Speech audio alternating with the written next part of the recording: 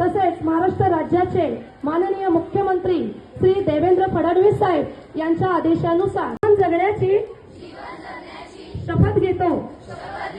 आम्ही स्वतः आपल्या कुटुंबाला, आपल्या मित्रमैत्रिणींना कोणत्याही प्रकारच्या अंमली पदार्थांच्या व्यसनापासून दूर ठेवण्याचे वचन देतो।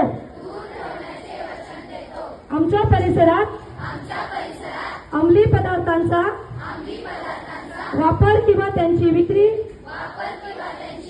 आम्ही कोणत्या